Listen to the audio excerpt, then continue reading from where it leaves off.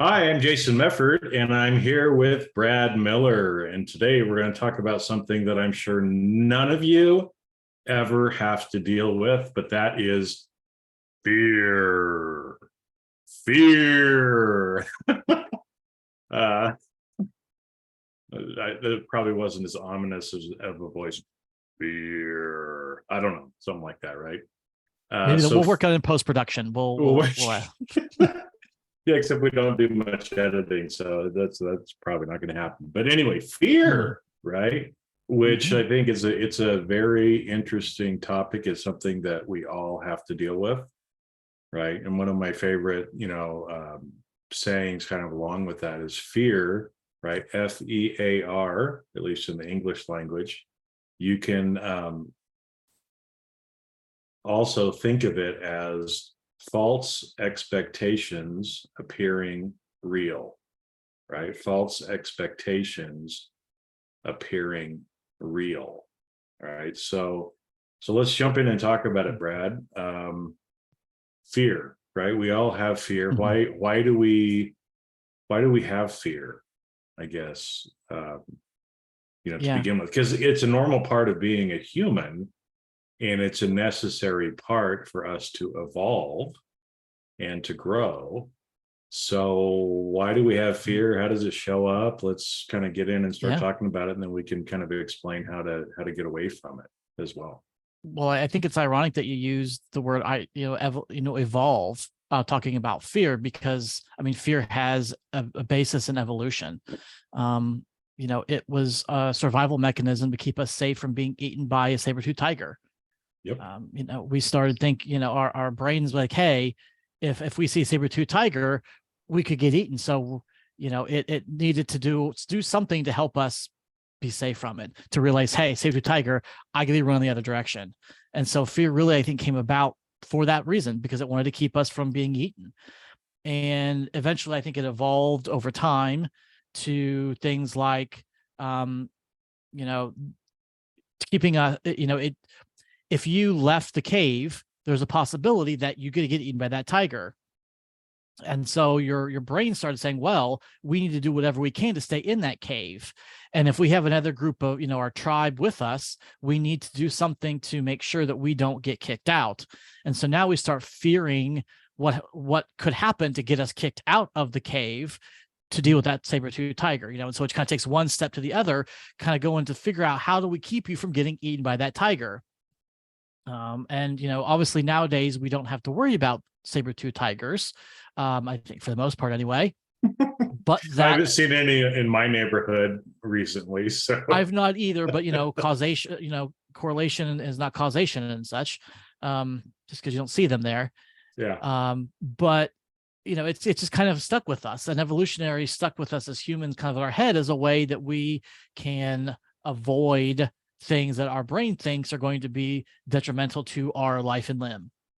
Yeah. And so fear. Well, and I think it's important, right? I mean, there's kind of the two reasons, kind of from an evolutionary standpoint, that you talked about, right?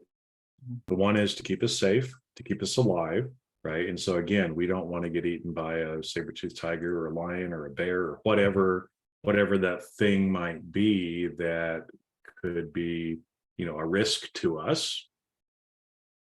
But also this whole idea of fear of being cast out of the group, right? Because, again, 40,000 years ago, you got kicked out of the tribe, you were probably going to die, right? Because it required the help and the protection of everybody in the group or the tribe for us to stay alive, right? And so I think what's interesting is, like you said, it's not the reality that we're living in today, but a lot of those things, kind of from a humanistic standpoint, continue to show up, right? So, again, those, you're listening, and some of you may have said, well, things like, well, why do I care so much about what Brad thinks, right?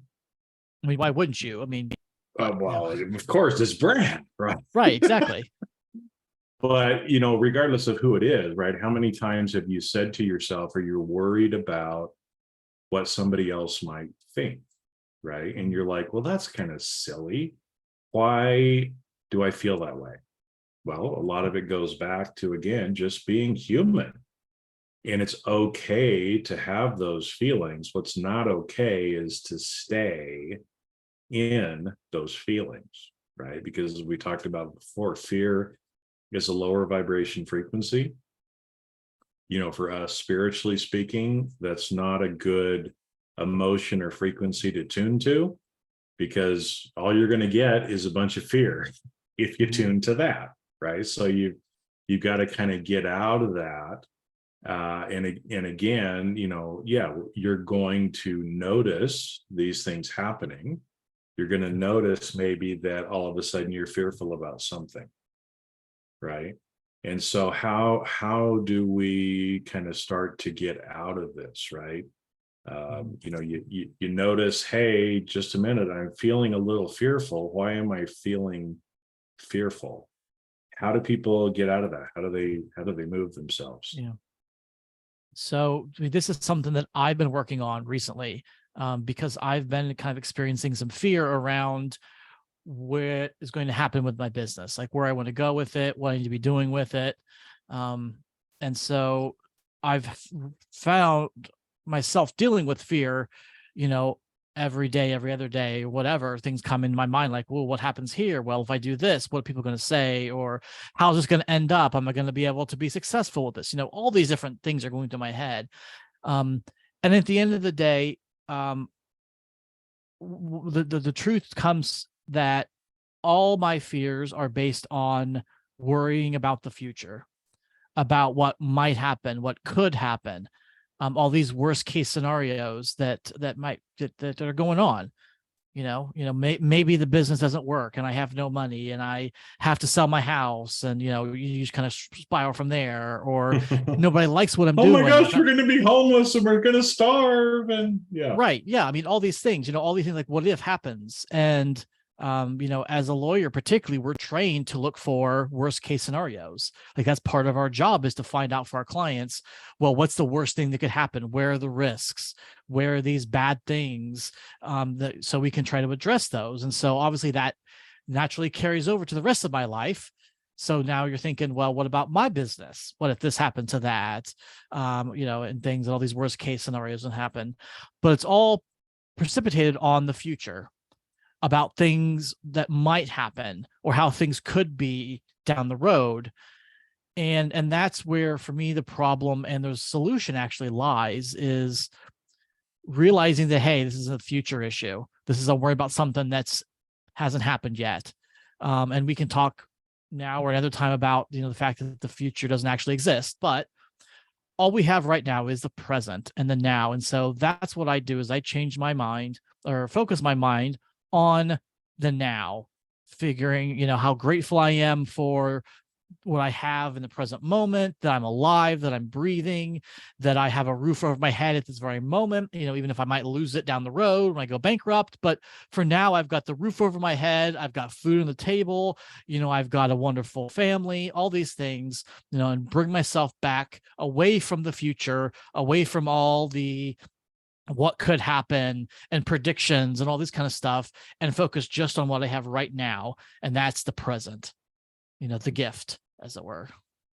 Well, because that's why I like that saying too, right? The present is a gift. It's a present to you, right? As well. And I think that's, it's important. And like I said, we'll talk more about time in the future, I'm sure. Right. But again, I mean, But there is no future. But there is no future. So there we go. Okay, we'll talk about it now, right?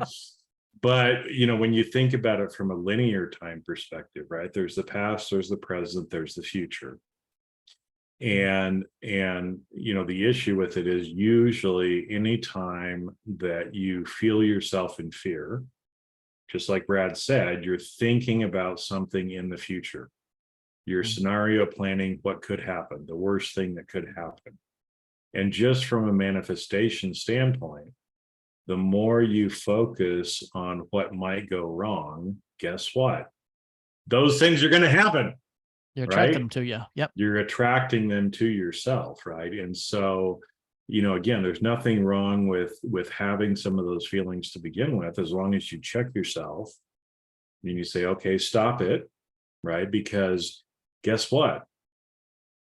Something else is just as likely to happen that could be good as the bad thing that you're afraid of is going to happen, right? And so moving yourself to the present, right? Moving your attention to the present, in whatever way that might be.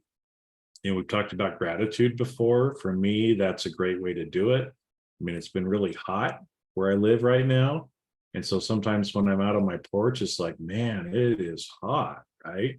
But then I feel this cool breeze come through, right? And so I can sit there and just for a minute or two think, wow, I am so grateful for this cool breeze that I feel on my skin right now, right? And just moving my attention away from whatever I was thinking about. Oh my gosh, it's hot.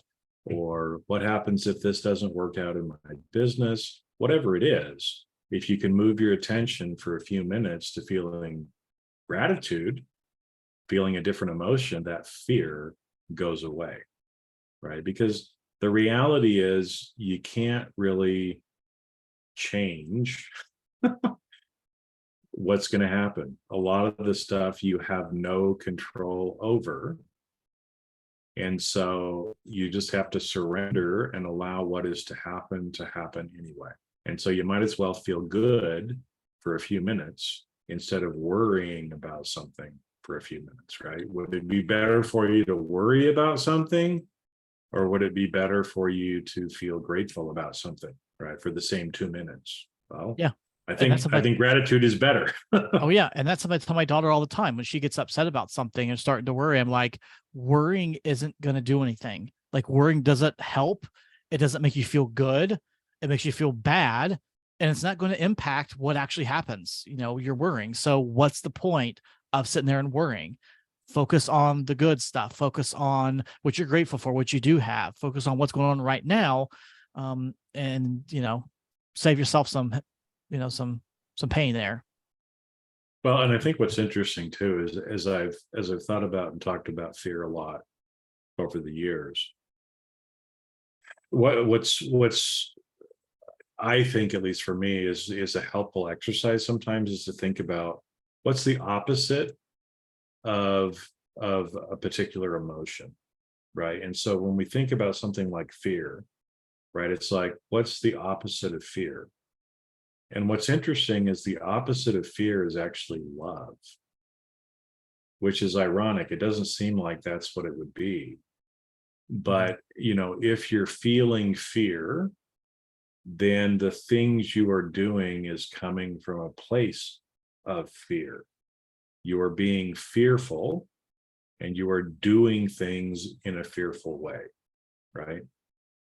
The opposite of that is to do things, to be love, and to do things with love, right? And so again, you can think about it this way, like, again, let's kind of move it back into that business discussion, right? Like Brad was talking about. Same for me as well, right? Is I could, for example, be talking to someone or trying to help someone and come at it from a place of fear of, oh my gosh, I sure hope Brad does this. What's going to happen if Brad doesn't buy this from me? Oh my gosh, I'm not going to have this money, shit. Then I start spiraling, right? Well, if I don't get the sale from Brad, then how am I going to pay my mortgage? And if I can't pay my mortgage, then I'm going to get kicked out of my house, right? And then you can see how this can start spiraling downwards, right? And if I'm coming from a place of fear, if I'm talking to Brad and I'm fearful, I am coming from a place of lack, right? Because I'm worried about not having the money from the sale to Brad. Well, that feels totally different to Brad, right? He can feel that fear in me. He can feel that lack in me because what I'm doing, I'm doing from a place of fear. right? Now, what if I'm Desperation. Yeah, I can feel your desperation? desperation. You can feel the desperation. And that's a big turnoff to people, right? And again, if you don't believe me, then just take it out of the business context and think about like dating and other things like that. If you've got some desperate, needy person who is trying to cling to you and wants something from you, how does that feel? It doesn't feel very good, right? You don't want anything to do with those people. And so, same thing from a business perspective, right? You're actually repelling people by coming from a place of fear and lack and desperation. What if instead you come at it from a point of, I see Brad. I see Brad as a human. I see him as more than a human. I see him as a light being, right? I want to love and serve and help Brad, whether he pays me or not, right? I'm going to get compensated somehow from the universe. I'm just here to show up and be love and serve Brad. Whether he pays me or not, it doesn't matter. I'm coming at it from that place instead. That feels totally different, not just for Brad as the person on the other end of the transaction, but for me as the person, right? Because I'm spending more time in that love space. It helps me as well in my growth, in my evolution, in my emotion and frequency and vibration that I'm putting out there. And again, magnetically, right? The more that you can show up with love, the more you're going to attract love to you. The more you're going to attract those people who need that, who want that. And guess what? From a business perspective, they're probably going to give you money too, right? But again, you're not thinking about the money. You're just thinking about showing up and serving. Yeah. And that can be really hard, especially in the business context, when you do feel the lack, where you do facing, how do I pay for bills this month? How do I, pay my mortgage and things like that? Because you're seeing in your 3D world, hey, I don't have something here. And so it's really easy to slip into that, feel like, oh shit, what happens if this doesn't work? If I don't get this client to sign with me, if I don't get paid on time, if it, the check doesn't clear, blah, all these things like that. Yeah. And it's, well, and the reality is too, right? I mean, I can say this from a place of experience. There's been times that things did not go well for me financially, right? I was bankrupt once. I've almost been bankrupt a few other times. Ouch, it hurts, it sucks, right? But at the end of the day, everything was okay, right? I've never been homeless. I've never starved, right? Yeah, I got behind on some of my bills. I had to adapt.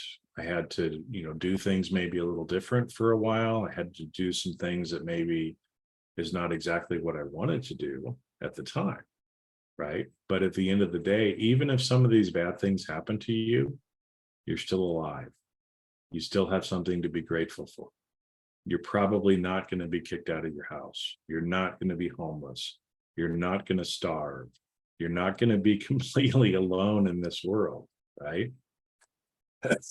Regardless of what you do. And so, it doesn't do you or the world any good for you to worry about things that don't really matter, because everything always has been, is now, and always will be okay. Even if you die, everything is okay. yeah, Right? that's the worst case scenario. You die. Worst case, well, you guess die. what? You don't have to worry about it anymore now, do you? Because you're Right? done. You've moved on to a better place, at that point. And again, it's we talked about this before. Things happen for you, not to you. Right. And so, again, maybe even if some of these quote unquote bad things happen to you, it's karmically something that you need to go through. It's something that you need to learn. It's something that you need to experience for your evolvement. And so I think too, the more that you can evolve and be grateful, the more you realize that what you might be judging as bad things are actually very, very good things that are happening to you because of the growth that you're getting by going through those things. Right. And so again, it's a switch of perspective. And instead of seeing things as being bad, maybe see what kind of opportunities are coming from this. How is this going to help you? Because I think, like we started off the episode with, I think fear is not necessarily a bad thing, right? Fear can be a good thing for us. What's not good is to get stuck in it and to spiral downwards instead of using it as an opportunity for growth, an opportunity for you to practice coming back to the present, an opportunity for you to do things with love and be love instead of coming at life from a place of scarcity. Yeah. I mean, after all, fear is based in keeping you alive and survival. It's a good thing. And that, your brain wouldn't do something if it didn't see it as a benefit to you. Yep. And just because it's not a saber-tooth tiger you're trying to, keep yourself safe from, doesn't mean the brain's not trying to keep you safe from other things that it perceives as a fear. Yeah. Well, and I think it's interesting too, because a couple other things that I thought I'd add in here is, we've talked a little bit about animal medicine too, right? And about looking for things that are maybe different. And rabbits is kind of fear. Okay. Now, where I live, there are animals around, right? I mean, there's coyotes, there's lots of birds, there's actually some, not saber-tooth tigers, but like lynx cats, and there's rabbits and other stuff too. Right now, as I'm sitting on my porch, if I see a rabbit, is that unusual? No. But what sometimes people will do is when they'll make things out of things that aren't really there. Right. So what I'm trying to explain is I could sit there on my front porch and every time I see a rabbit, go, oh my gosh, I'm in fear. I need to worry about, what am I fearful about? Right. It's normal for me to see rabbits. I see rabbits every single day. Now, am I in fear every single day? Probably about something, right? But it's nothing that I need to concern myself about. It's normal for me to see rabbits. It's normal for me to have some low fear level, right? And so I don't want to make a big deal about it, because what that does is it puts me in that place, right? And so when I see a rabbit, I don't sit there and think, oh my gosh, what am I fearful about? Now, if the rabbit is coming straight at me and it stops and it looks at me, that's unusual behavior for a rabbit. And so maybe in that instance, I need to pay attention because there is some fear that I need to work through, right? Because again, it's different. Just like I think I told the time before, when the squirrel came and kind of laid down on the fence and just sat there and looked at me for about 5 minutes, right? Okay, that's unusual behavior for a squirrel. So it was a message. There was something for me in that. Same thing if a rabbit comes to me that way in a different way, right? And the reason I'm bringing this up is I've seen some people that I know, some friends that I have, that sometimes I think overplay some of the signs or what they think are signs, and it ends up putting them in this other space of worry when no, it was just a rabbit. Little rabbit just scurrying around like it normally does, right? It had nothing to do with you. It's just, the rabbit's trying to find a shady place to stay out of the heat. Avoid those coyotes or Avoid the coyotes, find some food, right? It's just normal behavior. But when things are out of the ordinary, when things are unusual, then obviously we should be paying more attention to those things. Yeah. I've don't have coyotes. Well, I take that back. We actually do have some coyotes around here as well. But we have rabbits. We live in wooded areas, and every once in a while we'll see bunnies. And when I was staying with my mom a couple of weeks ago, there was rabbits in her backyard and things like that. For me, when I see the rabbit, like you said, I don't get into the fear like, oh God, what is it? What am I supposed to be fearful about? For me, it's just a nice general reminder of, hey, we've got fears. They're out there, be aware when you see one, and what can you do just to let it go? Like, don't get in it, but it's just a kind of gentle reminder. Same thing with deer. We have a lot of deer. Almost every time I drive down the road, I see deer of some sort, which, kind of relate to being gentle, particularly with yourself. And so it's not necessarily that there's something maybe specific that I need to be working on. It's a message that, hey, you're being, hard on yourself, but it's just a nice gentle reminder that, hey, remember, love yourself, be easy on yourself. Don't take things too hard, not anything specific, just a gentle reminder that it's there.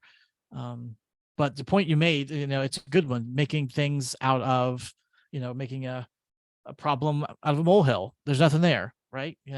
Well, and so much of the time when we get into fear, that's what we're doing.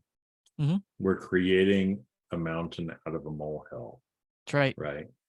And it's if you can just step back a little bit, because this is one of the things that I've been taught too, is to be the observer. Right. So look at things from a third person perspective. So, again, kind of imagine that you're watching yourself deal with or go through whatever is happening. Now, if I'm lying on the ground and I'm staring right at a molehill, right, that thing looks really big right in front of my face. And I might be tempted to go, oh my gosh, it's not a molehill, it's a mountain. How the hell am I going to get over this? Right. But if you can look at it from that other perspective and sit there and go, well, hold it. You're lying on the ground, Jason, and your head is only, I don't know, what's my head? A foot tall. and I'm about that, yeah. I don't know, something like that, right? And well, when my head's a foot tall, but with the beard, it's 18 inches. I don't know. Well, that's true. You do have to add on. Yeah, you got to add that on too, right? But if I'm sitting there looking at it and going, well, obviously from that perspective, it seems like a big deal.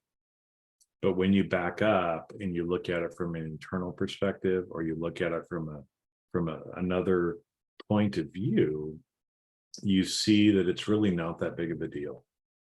And I think that's the case any time that we are getting into our fear, is we're really kind of letting our ego, our tonal, our body, our feeling of need for safety to take over, instead of allowing our higher self, right, to really look at it. So can you start to look at what you're going through from your higher self perspective, instead of just from your body and ego perspective?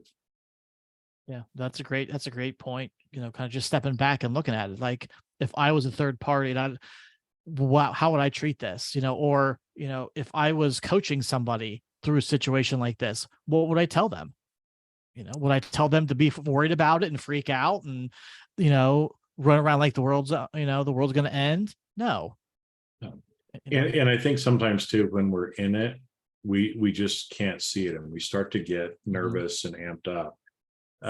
One of my friends there's this thing that she's working on, and so she was asking me some questions, right, because she's kind of making this thing, and that I've done before. And so I know how to do it. And it's been a while. So she was just kind of asking some questions.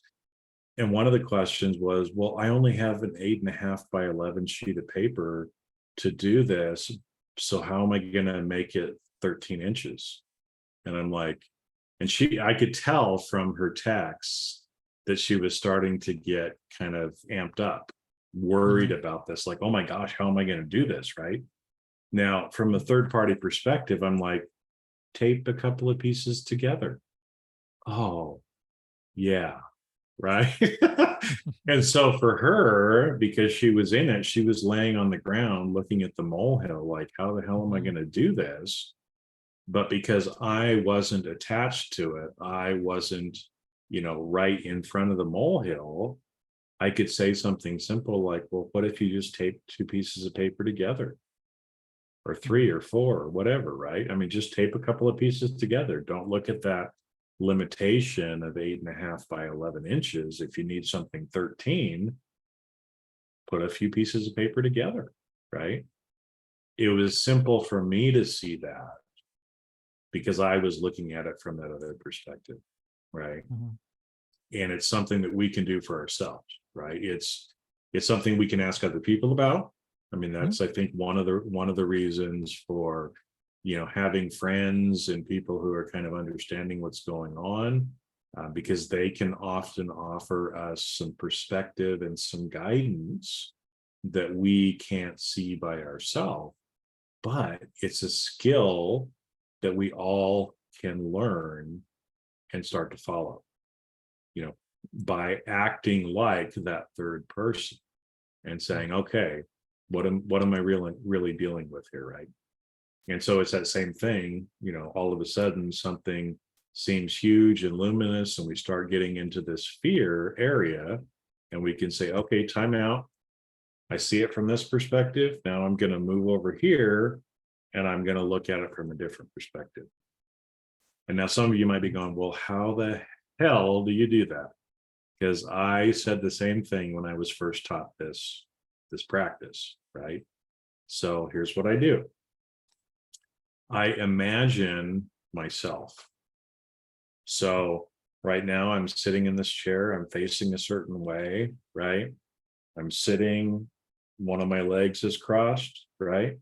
So if I want to look at myself from a different perspective, and I don't know why it's always this way, but it's usually to the right for me.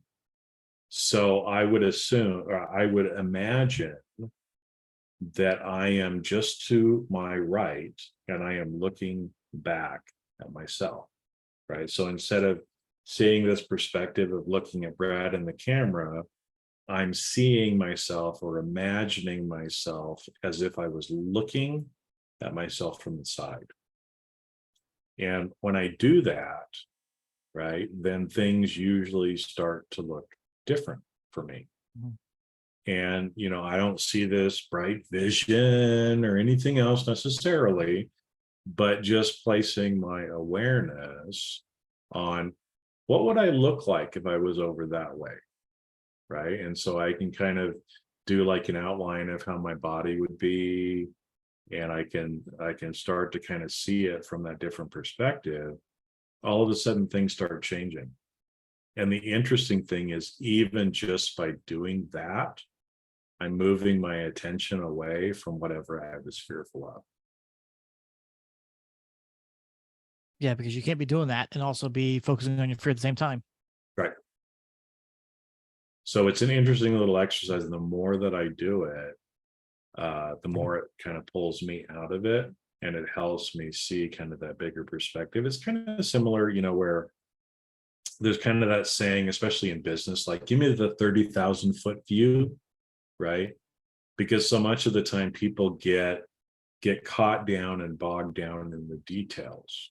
And especially if you're, analytical in nature or have an analytical job, we get worried about the details. But the executives always want the 30,000 foot level. So maybe if you're not looking at yourself from a different angle, like I am, what if you could raise your sights up, just above you to the 30,000 foot level, how would you describe it or see things differently from that perspective? It's the same kind of thing. Yeah, the idea of, not being able to see the forest because all the trees, like you're in it, all you see the trees around you, don't realize, hey, I'm in forest. Same thing. You can't see maybe the solutions because all you see in front of you is the problem. But you go look, like you said, you look to your side. Sometimes I kind of imagine myself over my shoulder, kind of looking down over my shoulder. Or looking back, kind of from the back. The back kind of looking down on me like that. But just a way to kind of separate what me is seeing and maybe what else is out there around. What are those other circumstances surrounding it? Well, what's funny is the more that you do that, it's just like, when you're talking to an executive and they're saying, give me the 30,000-foot level. What you start to realize too is the details don't matter. The details don't matter. Which is ironic, right? Because what do we tend to worry about are the details. The details. The details usually don't matter. And that's a tough lesson for, I'm sure, accountants, lawyers, definitely, other people who are trained to get into the details. Yep. Yeah, but that's why so much of the time, and you can see this, again, depending on where everybody is professionally. But as I moved up the corporate ladder to executive positions, I started to see things differently, and I could see how a lot of times, like when I've coached people over my career, a lot of times it's the people still getting stuck in the details. And most of the time, again, that's why sometimes executives look at people who are in analytical roles kind of like, you don't get it. You're worried about that little detail. You're worried about the molehill. I'm not worried about that. Right. It's like, I don't know how many times in kind of from an audit perspective, I would have people like harping on some $100,000 issue to an executive. And the executive's like, I don't give a shit. I've got a $50 million problem over here. I don't care about your little $100,000 thing, right? I'm worried about $50 million instead of worrying about $100,000, right? And so the interesting thing is, even in our profession, focusing on the details coming from a place of fear does you no good in your profession either, when you're dealing with other people who see the bigger picture. So it's kind of interesting. It's applicable both kind of from a spiritual standpoint and your personal involvement, but it's also applicable in your professional life as well. The more you can get out of those details, the better it will be for you in your career as well. Yep, definitely. I've talked to a lot of in-house counsels and stuff like that, and they say the same thing, is that they get inundated from the law firms they hire with all these trivial little matters, and like, that's great, but we have to think about the whole picture, the business as a whole. What's really important here? Is it this little, like you said, the $100,000 problem, or is it the $50 million issue? Yep. Yeah, and so really, I think that translates again into what we're talking about for us personally too. How many times are we worried about some $100,000 thing when in the grander scheme of things, it doesn't really matter, right? I mean, it's, especially from a manifestation standpoint, we can use those numbers too, right? It's like, you might be worried about $100,000 shortfall in your business, but the universe, just like that, could give you $50 million. So what are you worried about? Right? I mean, it's yeah. Anyway. Good stuff. All right, so fear, false expectations appearing real, right? And the fact that I think we all get into it, and I think that's another important thing to kind of wrap up on too, is it's going to come up throughout your whole life. You're going to get better at dealing with it. But when it shows up, don't beat yourself up over it either. New level, new devil, sort of a thing. It's just, it'll be different things, right?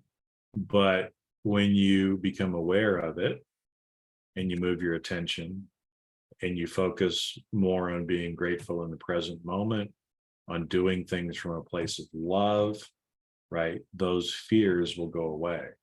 And realizing that everything is okay, those things that you're worried about are probably never going to happen anyway.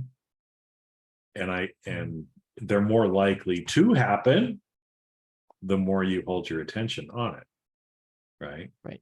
And so the quicker we can move that attention away, the happier we are, the higher frequency and vibration we're going to be, and the more we're going to attract that love to us and sharing that with the world as well. So. Anything else, Brad? No. I mean, we kind of covered fear and locked in the closet and said, go away. And I'm not afraid of you anymore. So I think just lock those monsters in the closet. They don't really exist anymore. That's right. Yeah. Cool. All right. Well, hey, everybody, thank you for listening. Hope you found some benefit out of this and can help a little deal with your fears that pop up. Because like you said, we all have fears of some sort, but, not letting yourself get down with them is really important. Yep. So. Yeah. And the quicker you can move out of them, the better. And so that's our hope for you, is that, again, you'll have less fear this week, that you'll start being more aware of it. You'll start moving your attention more, because it's a practice just like anything else. The more you do it, the better you will get at it and the easier it will become. That's right. All right. Well, thanks everybody. And we'll see you on the next episode. Yeah. Have a great week. See you.